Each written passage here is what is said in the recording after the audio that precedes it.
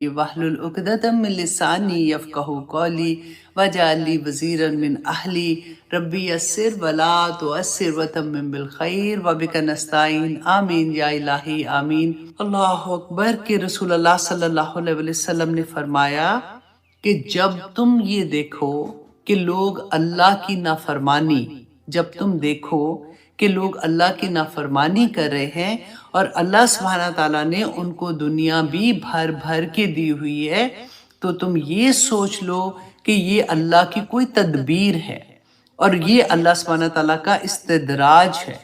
फिर रसूलुल्लाह सल्लल्लाहु अलैहि वसल्लम ने फरमाया, और फिर ये वाली सूरत आल नाम की आयत नंबर 44 आप भी अंडरलाइन कर ले, और आप लोगों ने खुद अपना मुसहफ खोल के, अपना कुरान पाक खुद खोल के आपने आयत नंबर सूरत आल नाम की 44 पढ़नी है और उस पर तदब्बर करना है, उस पर सोचना है कि अल्लाह सुब्हानहू तआला ने मेरे लिए क्या हुक्म है। इस आयत में रसूलुल्लाह सल्लल्लाहु अलैहि वसल्लम ने ये आयत सहाबा को पढ़ के बताई और फिर फरमाया कि फलम्मा नसू, कि अल्लाह सुब्हानहू तआला फरमाते हैं कि फिर जब उन्होंने भुला दिया मा ज़ुक्किरू बिही, जिसके ज़रिए उनको नसीहत की गई थी। किसके ज़रिए नसीहत की गई थी? एक तो रसूलुल्लाह सल्लल्लाहु अलैहि वसल्लम के ज़रिए और दूसरे इस कुरान के ज़रिए। इसके अलावा तो हमारे पास कुछ और नहीं है ना सिवाय कुरान के, कि आज तो हमारा हाजिर इमाम हमारे पास है। तो अल्लाह सुब्हानहू तआला फरमाते कि जब उन्होंने भुला दिया उसको जिसके ज़रिए उनको नसीहत की गई थी, समझाया गया था, तो हमने क्या किया? फतहना अलैहिम, तो खोल दिए हमने उन पर अबवाबा कुल्ला शैइन, कुल्ला शैइन के हर नेमत का अल्लाह सुब्हानहू तआला ने उन पे दरवाजे खोल दिए।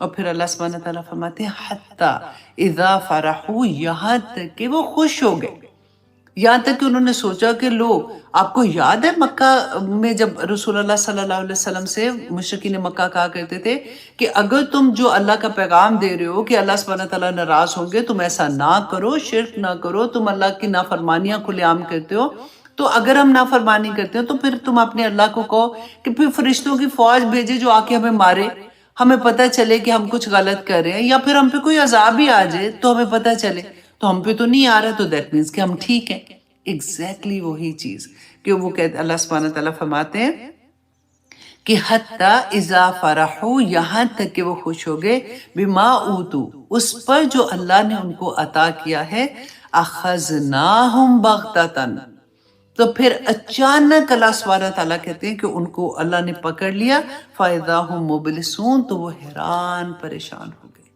ये बहुत अल्लाह से माफ़ी मांगने वाली बात है कि अल्लाह सुब्हानहू तआला फरमाते हैं, फिर अल्लाह सुब्हानहू तआला ढील देते हैं। और बाज़ आयात में तो अल्लाह सुब्हानहू तआला ने यहाँ तक फरमाया कि अल्लाह सुब्हानहू तआला उनको इतनी ढील देते हैं, और वजह क्या है कि अल्लाह सुब्हानहू तआला नहीं चाहते कि वो इतने गलत काम करें, है ना, कि अल्लाह नहीं चाहते कि वो अल्लाह की तरफ मुड़े भी और उनकी मौत भी इसी हालत में आ जाए, ताकि वो उनको तौबा की तौफीक भी ना मिले। इतनी बड़ी बातें हैं जो हमें समझ नहीं आती हैं कई दफ़ा। तो अल्लाह सुब्हानहू तआला हमें भी और हमारे बच्चों को भी ऐसे लोगों को देख के उनसे इम्प्रेस होने से, या उनकी उनके को ये सोचने के कि अगर उन्होंने हमें अपनी पार्टी पे ना बुलाया तो हमारी तो शायद जान ही निकल जाएगी, या हमें ऐसे ग्रुप में इन होने के लिए कोशिश करनी चाहिए कि किसी तरह से हम भी ऐसे ग्रुप में जाएं और लोग समझे कि हम भी ऐसे लोगों के साथ उठते बैठते हैं। तो अल्लाह सुब्हानहू तआला की ये आयत याद रखिएगा, सूरत आल नाम आयत नंबर 44। उन लोगों के लिए अब हम क्या करेंगे? हमने दुआ करनी है, अल्लाह सुब्हानहू तआला से दुआ करें कि या पाक परवरदिगार, देखिए रसूलुल्लाह सल्लल्लाहु अलैहि वसल्लम क्यों इतनी पूरी पूरी रात खड़े होकर दुआएं मांगा करते थे? इसलिए कि उन्होंने तो देख लिया था, उनको तो अल्लाह सुब्हानहू तआला ने मिराज में दिखा दिया था, जन्नत भी दिखा दी थी, दोज़ख भी दिखा दिया था। तो इसीलिए उनको तकलीफ होती थी इस बात से कि मेरी उम्मत के लोग जो हैं वो कहीं ऐसे ना हो जाएं कि वो इस ऐसे गलत काम करें कि वो दोज़ख में जाने वाले, अल्लाह ना करे हो जाए। और आपको याद है मैंने हदीस भी सुनाई थी, वो सहाबा जिनको एक सहाबी ने कहा कि मैं कुर्बान जो उन आँखों पे, वो उन सहाबा से कह रहे थे कि जिन्होंने रसूलुल्लाह सल्लल्लाहु अलैहि वसल्लम को देखा, मैं कुर्बान जो उन पाँव पे जो चल के जहाद पे रसूलुल्लाह सल्लल्लाहु अलैहि वसल्लम के साथ गए।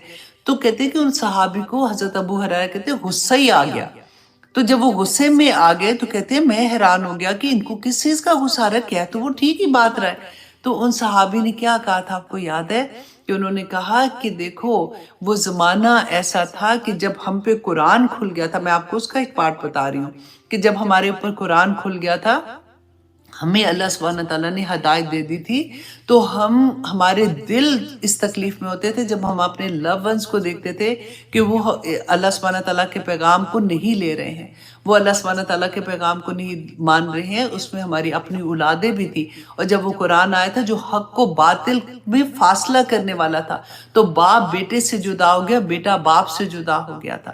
تو اس وقت کہتے ہیں کہ ہم نے ہنسنا بھی چھوڑ دیا تھا کہ ہم ہنسیں کس طرح سے جب ہم دیکھ رہے ہیں کہ ہمارے لو ونس جو ہیں وہ آگ کی طرف جا رہے ہیں۔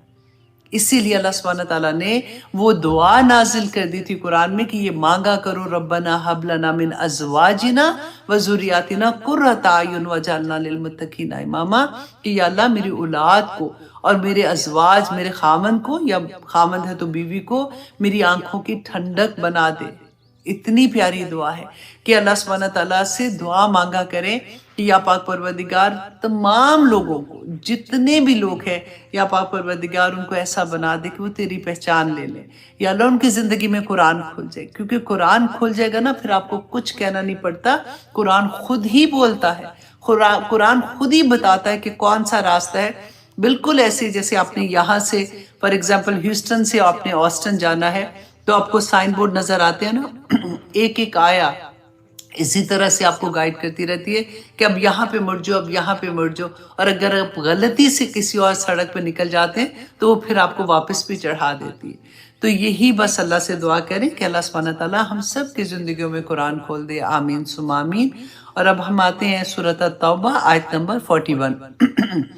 آیت نمبر 41 میں آپ دیکھیے کہ ہم پہلے کیا دیکھ رہے تھے کہ اللہ سبحانہ تعالیٰ بار بار، ہم نے پچھلے سبق میں بھی پڑھا، انفرو، نکلو۔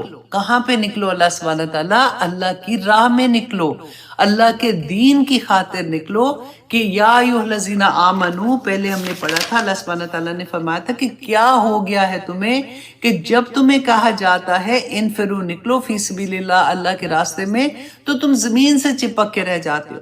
اس کے بعد اللہ سبحانہ تعالیٰ نے فرمایا کہ اگر تم نہیں نکلو گے تو پھر اللہ سبحانہ تعالیٰ عذاب دے گا تمہیں، دردناک عذاب۔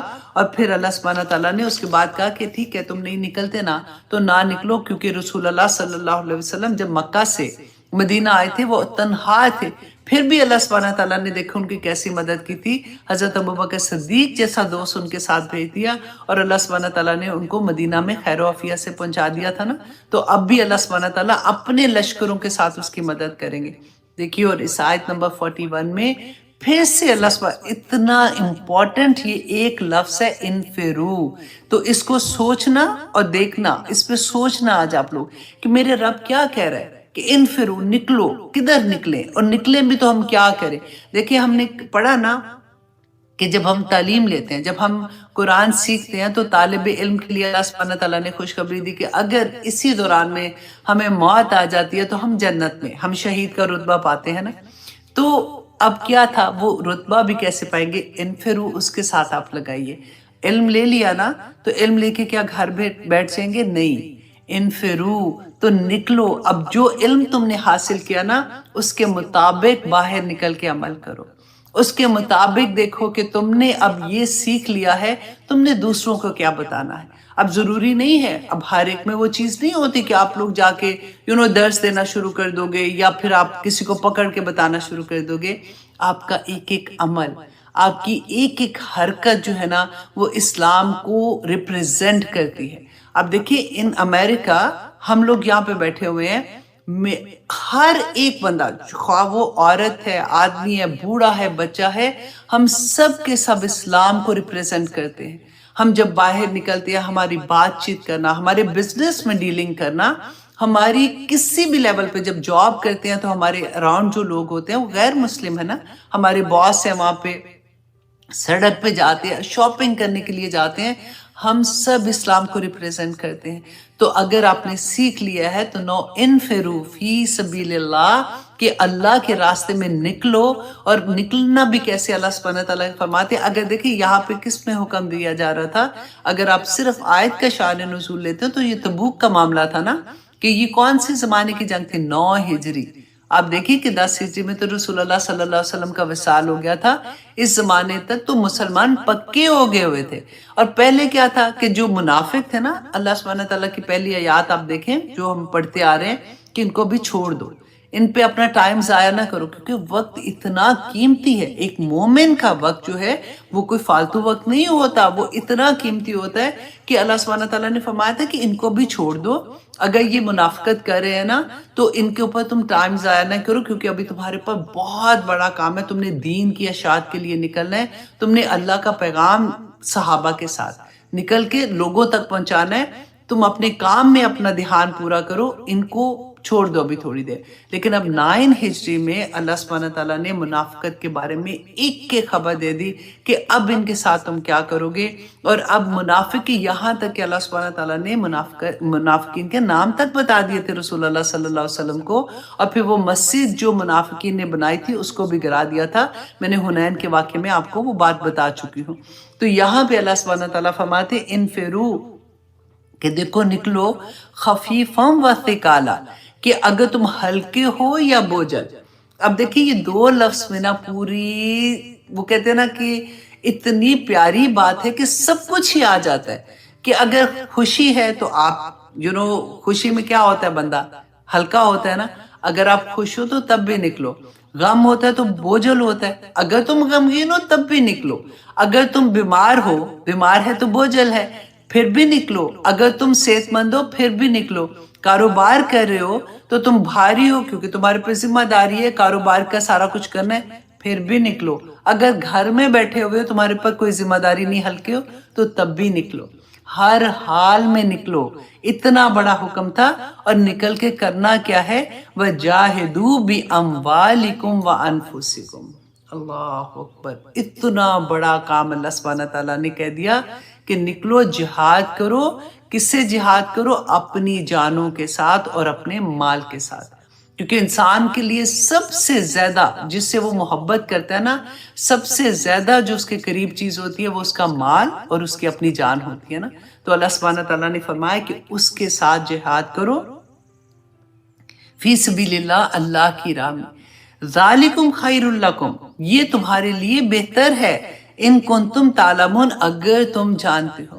اور دیکھیں سورت عادیات میں اللہ سبحانہ تعالیٰ نے بڑی خوبصورت، کیونکہ ہم مال کی بات کریں نا، جان اور مال کی، اللہ سبحانہ تعالیٰ نے اس میں کیا فرمایا تھا، ان الانسان لربہ لکنود، کہ بے شک انسان جو ہے نا وہ بڑا ہی ناشکر ہے اپنے رب کا. ان الانسان لربہ لکنود وانہ علی ذلک لشہید، اور وہ اس میں گواہ بھی ہے. اس کو پتا ہے کہ اللہ نے بے شمار نعمتیں اس کو عطا کی ہیں، اس کے باوجود وہ اللہ کا ناشکرا ہو جاتا ہے. اور اللہ سبحانہ تعالیٰ فرماتے وَإِنَّهُ لِحُبِّ الْخَيْرِ لَشَدِيدٌ، کہ بے شک وہ محبت، جو مال کی محبت ہے نا، اسی نے تو سارا ستیہ ناش کیا ہوا ہے. اس کی محبت میں وہ اتنا شدید ہوتا ہے. تو اللہ سبحانہ تعالیٰ فرماتے ہیں افلا یعلم اذا بؤثر ما فی القبور، افلا یعلم، کیا وہ یہ نہیں جانتا، اذا بؤثر ما فی القبور، کہ جب اس کو قبروں سے باہر نکالا جائے گا. یہ میرے اور آپ کے لیے اللہ سبحانہ تعالیٰ بات کر رہے ہیں کہ انسان بھول گیا ہے کہ قبروں سے اس کو نکلنا بھی ہے. کیا زندگی میں جو کچھ کر کے گیا ہے اس کے بعد ختم معاملہ ہو جائے گا؟ ایسا تو نہیں ہے نا کہ اذا بؤثر ما فی القبور وحصل ما فی الصدور. اور جو کچھ اس کے دل میں منافقت تھی نا، کہ بہانے، کہ میں تو اس لیے ایسا نہیں کر سکی، میں تو اس لیے ایسا نہیں کر سکی، میں تو بیمار تھی، میں تو بڑی ہو گئی ہوں، میں تو چھوٹی تھی، ابھی بچے بڑے، ابھی بچے چھوٹے، یہ سارا کا سارا حصل ما فی الصدور، کہ جب اللہ سبحانہ تعالیٰ جو کچھ دلوں میں ہے نا سب کچھ باہر نکال لے گا. اور اللہ سبحانہ تعالیٰ فرماتے ہیں ان ربہم بہم یومئذ لخبیر، کہ لوگوں یاد رکھو کہ تمہارا رب خبیر ہے، وہ ہر چیز کو جاننے والا ہے، اس کا علم ہے، وہ جانتا ہے کہ تم کیا کر کے آئے ہو. اس دن وہ ہر ایک سے حساب لے لے گا. تو یہاں پہ اللہ سبحانہ تعالیٰ نے فرمایا کہ نکلو اللہ کی راہ میں، تمہیں کوئی بھی تم حالت میں ہو پھر بھی تم نکلو گے، کیونکہ خفیفاً بس ایک اعلیٰ کا لفظ آیا ہے کہ یہ بہتر ہے تمہارے لیے ان کنتم تعلمون، اگر تم جانتے ہو۔ یہاں پہ ہم بات کس چیز کی کر رہے ہیں؟ جہاد کی، کیونکہ اب یہاں پہ تھوڑا سا میں آپ کو یہ بھی بتا دوں، کیونکہ بدقسمتی سے ہم مسلمانوں کے دل میں جہاد لفظ سے جو ایک خوف آ گیا ہوا ہے نا، کہ ایک اس کو جیسے کہتے ہیں نا کہ ہمارے دلوں میں جو چیز بٹھا دی، جیسے جہاد کا نام آتا ہے تو ذہن میں کیا آتا ہے کہ وہ جو خود کش حملہ کرنے والے، اچھا پھر اس کے علاوہ آتا ہے کہ بہت ایکسٹریمسٹ ہوتے ہیں، اور پھر اس کے علاوہ ذہن میں ایک اور طالبان، تو اس طرح کی کوئی بھی چیز ہمارے ذہن میں آتی ہے نا تو جہاد کے ساتھ ریلیٹ ہو جاتا ہے۔ ہمیں اتنا کمزور کر دیا وہ چیز جو مسلمانوں کی شان تھی، وہ چیز جو مسلمان اللہ سبحانہ تعالیٰ نے ایمان کے درجوں پہ، جب آپ کہتے ہیں نماز روزہ حج زکوٰۃ و جہاد اس لیول پہ رکھا، اسی سے ہم لوگ گھبرا گئے۔ اور گھبرانے کی وجہ بھی کیا تھی کہ ہم دوسروں کی باتوں میں جب آ جاتے ہیں نا، وہ تو کہہ ہی رہے تھے کہ اسلام تلوار کے زور پہ آیا، بدقسمتی سے ہمارے لوگوں نے بھی کہنا شروع کر دیا کہ ہاں وہ تو ٹھیک ہی کہہ رہے تھے نا، کیونکہ ہم نے ہسٹری نہیں پڑھی ہے، کیونکہ ہم جانتے ہی نہیں ہیں کہ جہاد کیا تھا۔ اور یوں لگتا ہے کہ جیسے جب اسلام آیا تھا نا، رسول اللہ صلی اللہ علیہ وسلم پہ وحی آئی تھی، اس کے بعد سے جہاد سٹارٹ ہوا تھا، اس سے پہلے تو جہاد کا طرح کی کوئی چیز نہیں تھی، جنگیں شنگیں کوئی نہیں ہوتی تھی، کہ آیا پھر مسلمانوں نے جنگیں کی اور پھر اسلام جو ہے وہ پھیلنا شروع ہو گیا۔ اسی طرح کے ذہن میں آتا ہے نا کویسچن۔ اب دیکھیے کہ ہم تھوڑا سا جہاد کو اس لیے جاننا ضروری ہے کہ یہ ہمارا غرور ہے، ہم مسلمان ہیں، ہمیں پتہ ہونا چاہیے کہ جہاد جس پہ اللہ سبحانہ تعالیٰ نے اتنی خوشخبریاں دی ہیں تو وہ ہے کیا؟ کیوں ہم آج ڈر گئے اپنے جہاد کے نام سے؟ کیوں ہم یہ لفظ بولتے ہوئے گھبرا جاتے ہیں اور پھر کہنا شروع ہوتا ہے نہیں نہیں نہیں نہیں ایسا نہیں ہے، جہاد میں ایسا نہیں ہے، اللہ سبحانہ تعالیٰ نے یہ نہیں فرمایا۔ اب دیکھیے عربوں کی یہ عادت تھی، ان کی یہ عادت تھی کہ کسی کے آگے سر نہیں جھکاتے تھے۔ رسول اللہ صلی اللہ علیہ وسلم کے آنے سے پہلے کی یہ میں بات آپ کو بتا رہی ہوں کہ ان میں جنگ بسوس کا نام آپ لوگوں نے، اگر آپ لوگوں نے ہسٹری پڑھی ہے تو آپ کو پتا ہوگا، یہ 40 سال تک یہ جنگ چلتی رہی تھی اور اس کے اندر 70,000 آدمی مارے گئے تھے۔ اب آپ یہ فگر تھوڑا سا بھی نیا نیا سن رہے ہیں نا تو آپ یاد رکھیے گا، کیونکہ میں اینڈ میں آپ کو کچھ اور بھی بتانے والی ہوں کہ ایک ہی جنگ کی میں بات کر رہی ہوں کہ 70,000 آدمی مارے گئے، لیکن پھر بھی انہوں نے سر نہیں جھکایا۔ اس کے علاوہ اوس و خزرج جو کہ بعد میں مسلمان ہو گئے تھے اور آپس میں بیسٹ فرینڈ بن گئے تھے، تو ہسٹری میں یہ آتا ہے کہ انہوں نے 100 سال تک ان کی لڑائی ہوئی اور ایک دوسرے کے جانی دشمن تھے۔ لیکن پھر رسول اللہ صلی اللہ علیہ وسلم جب آئے تھے تو آپ ذرا یہ دیکھیے گا کہ انہوں نے یہ جنگوں میں کیا ہوتا تھا کہ عورتوں کے ساتھ ظلم، ان کے اعضاء کاٹ دیے جاتے تھے، اور پھر اتنا ظلم و بربریت تھی۔ اور رسول اللہ صلی اللہ علیہ وسلم نے جب بدر میں پہلی دفعہ گئے ہیں تو صحابہ کو کیا نصیحتیں کی تھی، اب وہ بھی یاد رکھیے گا، کیونکہ یہ سارا چیزیں ہمیں کلیئر پتہ ہونا چاہیے تاکہ ہمیں بھی پتہ چلے کہ ہمارا اسلام کیسے آیا تھا۔ کہ رسول اللہ نے فرمایا کہ دیکھو دشمن کے جن سے جنگ ہو رہی ہے نا، ان کے جن کو تم قتل کرو گے ان کا مسئلہ نہ کرنا، مینس کہ ان کی لاشوں کو خراب نہ کرنا، کیونکہ ہوتا کیا تھا کہ یہ غصے میں آ کے نا، جو مشرکین مکہ تھے یا ان کے آپس میں جب لڑائیاں ہوتی تھیں تو پہلے جب قتل کر دیتے تھے تو اس کے بعد لاشوں کو پیسز کر کے جیسے کر دیتے ہیں اس طرح سے کر دیتے تھے، اور رسول اللہ نے فرمایا کہ دیکھو تم ایسا نہ کرنا، دشمن کی املاک میں لوٹ مار مت کرنا، دشمن کو اذیت دے کر قتل مت کرنا، اور جو تمہارے زیر دست دشمن ہو کبھی ان کو آگ میں نہ جلانا، دشمن کو امان دینے کے بعد کبھی قتل مت کرنا، دشمن کو دھوکے سے قتل مت کرنا، بد عہدی نہ کرنا، خیانت نہ کرنا، کسی بچے بوڑھے عورت اور درویش کو قتل مت کرنا، درختوں کو مت کاٹنا، کسی عمارت کو نہ گرانا۔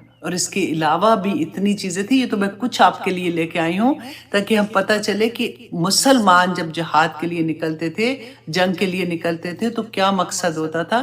اللہ کے دین کا بلندی کے لیے، فتنہ ختم کرنے کے لیے، اللہ سبحانہ، اب دیکھیں جتنی بھی جنگیں میں نے آپ کو بتائی ہیں، ابھی بدر سے لے کے ابھی حنین ہم نے پڑھی ہے، تو کیا ہوتا تھا کہ جب مسلمانوں کو یہ خطرہ ہوتا تھا کہ دوسرے لوگ ان سے جنگ کرنے آ رہے ہیں، تو ڈیفنس میں لڑائیاں ہوتی تھی، ڈیفنس میں جاتے تھے، اور اس کے ساتھ پھر رسول اللہ کا پورا ان کو حکم ہوتا تھا کہ یہ چیزیں تم نے نہیں کرنی ہے. آپ you will be amazed to know کہ جنگ بدر میں 70 صحابہ آئے تھے، اور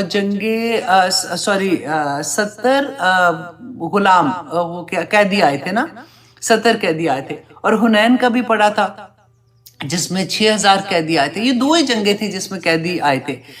آپ سوچیں کہ ایک قیدی کو بھی قتل نہیں کیا گیا تھا، ناٹ ایون اے سنگل قیدی، ایک قیدی کو بھی قتل نہیں کیا گیا تھا.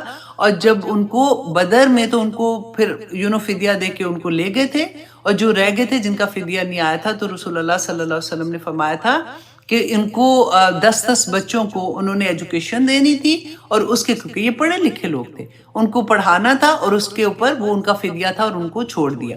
اس کے بعد آپ دیکھیں حنین میں سب کو چھوڑ دیا گیا تھا، اور جتنے بھی قیدی آئے تھے ان کو جیسے شال نہیں ہوتی ہے، اس زمانے میں کہتے تھے کہ ایک چادر ہوتی تھی، ان کو تحفے کے طور پہ ساتھ ہر قیدی کو ایک تحفہ دے کے اس کو رخصت کیا گیا تھا. تو ہمیں پتہ ہی نہیں ہے نا کہ ہماری جنگیں کیسی ہوتی ہے جب ہم واقعات نہیں پڑھتے، اسی لیے تو ہم شرمندہ پھرے ہوتے ہیں. تو اب دیکھیے، ایک میں آپ کو یہاں پہ 2 صورتوں کا میں حوالہ بھی دیتی ہوں کہ سورۃ البقرہ کی آیت نمبر 193 میں اللہ سبحانہ تعالیٰ نے فرمایا کہ جہاد کا حکم دیتے ہوئے کہا کہ کافروں سے جنگ کرو حتیٰ کہ فتنہ باقی نہ رہے. اب دیکھیے اللہ سبحانہ تعالیٰ نے یہ نہیں کہا کہ کافروں سے جنگ کرو جب تک وہ اسلام نہ لے آئے، یہی چیزیں سوچنے کی ہیں. اور پھر اس کے علاوہ سورۃ التوبہ کی ابھی ہم نے پڑھی، آیت نمبر 29 میں پڑھا تھا نا، اللہ سبحانہ تعالیٰ نے فرمایا کہ کافروں کے ساتھ جنگ کرو حتیٰ کہ اپنے ہاتھ سے جزیہ دے. یہ نہیں کہا کہ کافروں سے جنگ کرو جب تک وہ اسلام نہ لے آئے. اسلام لانے کے لیے تو آپ دیکھیں کہ مسلمانوں نے جتنی جنگیں کی تھی، اب رسول اللہ صلی اللہ علیہ وسلم کی زندگی میں الحمدللہ عرب کا پورا ایریا جو ہے وہ فتح ہو چکا تھا. اور کیسے فتح ہوا تھا؟ یہ مسلمانوں کی جو رسول اللہ صلی اللہ علیہ وسلم نے ان کی تربیت کی تھی نا، اور انہی وجہ سے جب یہ قیدی واپس آتے تھے مسلمانوں کا حسن سلوک دیکھتے تھے. اب دیکھیے جب حنین میں رسول اللہ صلی اللہ علیہ وسلم نے ان کو حکم دیا تھا کہ ان کا خیال رکھو جب تک وہ ان کے پاس تھے، تو صحابہ کہتے ہیں پڑھ کے دیکھیے کہ ان کے گھر میں کھانا نہیں ہوتا تھا، خود کھجور کھا کے نا گزارا کر لیتے تھے، اور کھانا اپنے قیدیوں کو دیا کرتے تھے. اللہ اکبر اتنا. اور اچھا میں ایک واقعہ آپ کو سنانا چاہ رہی تھی کہ اسپین کا واقعہ ہے کہ آپ یہ دیکھیں کہ ہم پہ جو الزام آتا ہے نا کہ مسلمانوں نے تو تلوار کے زور پہ اسلام لے کے آئے تھے، تو آپ یہ دیکھیں جنہوں نے ہم پہ یہ الزام لگایا وہ کیا کرتے ہیں کہ 1492 میں اسپین میں مسلمانوں کی حکومت ختم ہوئی. اس سے پہلے اسپین میں مسلمان حکومت کرتے تھے الحمدللہ، لیکن اب جب حکومت ختم ہوئی تو وہاں کی عیسائی حکومت نے مسلمانوں کو اسلام سے نکالنے کے لیے کہ یہ کسی طرح سے اسلام چھوڑتے ایک مہم کا آغاز کیا تھا. یہ پورے طریقے کے ساتھ یہ کام کرتے ہیں، ہماری طرح کے نہیں ہیں یہ لوگ، یہ لگے ہوئے اپنا کام کرنے. لیکن دیکھیے اسپین کے 350 لاکھ مسلمانوں کو ایک مذہبی عدالت کے سامنے پیش کیا گیا. یہ میں نے اس لیے لکھا تھا کہ آپ لوگ غور سے سن کے نا پھر آپ کو سمجھ آتی ہے جب آپ ہسٹری ساتھ لیتے ہیں. میں پھر سے دہرا دیتی ہوں کیونکہ بات کرتے ہیں تو وہ ذہن سے ادھر ادھر نہ بات ہو جائے کہ اسپین کے 3.5 لاکھ مسلمانوں کو ایک مذہبی عدالت کے سامنے پیش کیا گیا. عدالت نے 28,540 مسلمانوں کو موت کی سزا دی اور 12,000 مسلمانوں کو زندہ جلانے کا حکم دیا. مسلمانوں کی سینکڑوں لائبریریاں جلا دی گئی، لاکھوں کتابوں کو نذر آتش کر دیا گیا. بالآخر 1610 میں تمام مسلمانوں کو وطن چھوڑنے کا حکم دے دیا گیا. اللہ اکبر. 1.5 لاکھ عربوں کا قافلہ 1.5 لاکھ عربوں کا قافلہ بندرگاہ کی طرف جا رہا تھا کیونکہ ان کو نکلنے کا حکم دے دیا تھا. تو ان پر حملہ کر کے 1 لاکھ مسلمان کو قتل کر ڈالا اور اس کے بعد مسلمانوں کے گھر، گلیوں اور بازاروں میں قاتلانہ حملے شروع ہو گئے، حتیٰ کہ 1630 میں ایک بھی مسلمان اسپین میں نہیں بچا تھا. تو ہمیں کہتے ہیں کہ ہم نے تلوار ماری ہے اور ہم نے تلوار کے زور پہ اسلام لے کے آئے ہیں. اب دیکھیے 1992 میں ابھی جو ابھی ہوا تھا بوسنا پہ ہوا تھا نا، اللہ اکبر. ہاں میں ابھی لکھتے لکھتے میں نے اتنی چیزیں آنیسٹلی لگ رہا تھا کہ صفحے کے صفحے بھر جائیں گے کہ کیا کس طرح کے ظلم و بربریت ہے. اور ہم مسلمان اپنے ایویں خام خواہ ہم اپنے آپ سے شرمندہ ہوتے ہیں کہ کس طرح سے انہوں نے کیا تھا. اب یہاں پہ ایک آپ کو میں نمبر دیتی ہوں، آپ حیران ہوں گے، میں بھی حیران ہو گئی تھی کہ 10 سال میں مدنی زندگی میں رسول اللہ صلی اللہ علیہ وسلم کی تھی نا، تو اس میں جو جنگیں ہوئی تھی وہ 8 سال ہوئی تھی، اور 7 جنگیں ہوئی ہیں، ٹوٹل 7 جنگیں ہوئی ہیں، جس میں مسلمان جو تھے نا وہ ٹوٹل 7 جنگوں میں 8 سال میں 136 مسلمان شہید ہوئے تھے. اور دشمن جو تھے نا وہ ان کی تعداد تھی 286. اور جو ارد گرد کے قبیلوں سے لوگ آتے تھے اور آ کے مدد کرتے تھے مسلمانوں کی طرف سے یا پھر کافروں کی طرف سے، دونوں طرح سے، ان کی تعداد بن رہی تھی 422. ٹوٹل اتنے لوگ صرف قتل ہوئے تھے اور شہید ہوئے تھے، رائٹ. اور دیکھیے کہ کیا کتنی بڑی کامیابی مسلمانوں نے حاصل کی تھی. تو اب اس کے علاوہ میں آپ کو ایک اور بھی سناتی ہوں کہ ہاں یہ کہ کیسر روم نے 963 عیسوی کی بات ہے، اسلام آنے سے پہلے کی بات ہے، کیونکہ میں نے آپ کو کہا نا کہ ہمیں یہ لگتا ہے کہ شاید اسلام کے بعد ہی یہ ساری سلسلے شروع ہوئے تھے، کہ کیسر روم نے 963 عیسوی میں بلغاریہ پر فتح حاصل کی تو 15,000 قیدیوں کی آنکھیں نکلوا دی. ٹھیک ہے، ہر 100 قیدی کے بعد ایک قیدی کی آنکھیں وہ ٹھیک رکھتے تھے تاکہ وہ یہ باقی جو قیدی ہیں 100 کو ان کو لے کے ان کی جگہ پہ جائیں تاکہ یہ عبرت کا نشانہ بن سکے. اتنی بربریت تھی، اتنا ظلم ہوتا تھا. اور اسلام جب آیا اور اللہ سبحانہ تعالیٰ نے فرمایا کہ اب نکلو اور اپنے دفاع کے لیے جا کے جنگ کرو اور اللہ سبحانہ تعالیٰ کا پیغام لوگوں تک پہنچاؤ، تو کیا اس میں کچھ غلط تھا؟ آج ہم لوگ کیوں شرمندہ ہوتے ہیں اس بات سے؟ جہاد کا نام لیتے ہوئے بھی خوف آتا ہے کہ کہیں کسی نے سن لیا نا تو نہیں ایسی بات نہیں کرنی ہے. اسلام میں جہاد میں تو لوگوں کو یہ بتایا گیا کہ دیکھو تم کس طرح سے، دیکھو یہ ظلم نہ کرو. اگر تم ایک دوسرے کے ساتھ لڑ بھی رہے ہو تو ان چیزوں کا خیال رکھو. صرف وہ لوگ جو لڑنے کے لیے میدان جنگ میں آ جاتے ہیں، جب دیکھو وہ سامنے کوئی آئے گا تو آپ یہ تو نہیں کہیں گے نہیں میں بڑی نیک ہوں، میں بڑی اچھی ہوں، میں بڑی نرم دل ہوں، تم نہ مارنا مجھے. تو تب تو لڑائی ہوگی نا، تب تو تلوار چلے گی، جب سامنے سے بھی چلے گی تو ادھر سے بھی چلے گی، رائٹ. لیکن اس کے علاوہ جو میدان جنگ میں نہیں آئے ان کے لیے کیا احکامات ہیں میں نے آپ کو پڑھ کے سنائے ہیں. اور آج آپ دیکھیے آپ کے سامنے سارا کچھ ہے. آج ہم مسلمان کیوں آج پتہ ہے، دیکھیے میں کہتی ہوں کہ آج ہم اتنی برے حال میں ہیں، مسلمان ہر جگہ پہ پٹ رہے ہیں. وجہ کیا ہے کہ آہستہ آہستہ ہمارے ذہن جو ہے نا وہ بھی غلام بن گئے ہیں. ہم جسمانی طور پہ غلام نہیں ہیں الحمدللہ ثم الحمدللہ، ہمارے ذہن غلام بن گئے. ہم ہر چیز اپنی چیزیں چھوڑتے جا رہے ہیں کیونکہ نہ ہم ہسٹری جاننا چاہتے ہیں، نہ ہم پڑھتے ہیں، نہ ہمیں اپنے آپ پہ فخر ہوتا ہے. ہم صحابہ کے کہتے ہیں وہ تو اس زمانے میں تھے، تو ابھی بھی دیکھ لیجئے آپ کے سامنے تو بہت سے نام آئیں گے. تو اللہ سبحانہ تعالیٰ سے دعا کریں کہ یا پاک پروردگار ہمیں جو عزت و شہرت ملی تھی، ہمیں جو ہمارا جو نام تھا مسلمانوں کا، ہمیں وہ واپس مل جائے. اور وہ واپس تبھی ملے گا جب ہم اللہ سبحانہ تعالیٰ کی راہ پہ چلنے والے بن جائیں گے، جب ہم ایسے ہو جائیں گے. انفروا خفیفا وثقالا کیوں نکلا؟ وجاہدوا فی سبیل اللہ باموالکم وانفسکم، کہ نکلنا پڑے گا. پھر اللہ سبحانہ تعالیٰ منافقین کی بات کریں. دیکھیں منافقین کون تھے؟ جو مکہ میں رہتے تھے، ایسے نہیں تھے کہ وہ کہیں اور سے آئے تھے، جو مدینہ میں رہتے تھے. جب مسلمان مکہ میں تھے تو اس وقت تو الحمدللہ ثم الحمدللہ جو نئے نئے مسلمان ہو رہے تھے ان میں کوئی منافق نہیں تھا. آپ ہسٹری اٹھا کے دیکھیے، جب کبھی لوگ بات کرتے ہیں نا، کسی اور فرقے کے لوگ ہوتے ہیں وہ بات کرتے ہیں کبھی صحابہ کے بارے میں، تو انہوں نے جانا ہی نہیں اس بات کو کہ وہ لوگ تو جب اسلام لے کے آئے تھے کوئی گھار نہیں پنائے جاتے تھے ان کو. ان کو یہ پتا ہوتا تھا کہ ہمارے اوپر کتنا ظلم ہوگا، لوگ ہم سے، ہمارا اپنا خاندان ہمیں چھوڑ کے چلا جائے گا، اس کے باوجود وہ اسلام لاتے نہیں تھے بلکہ اسلام پہ عملاً اسلام پہ عمل کرتے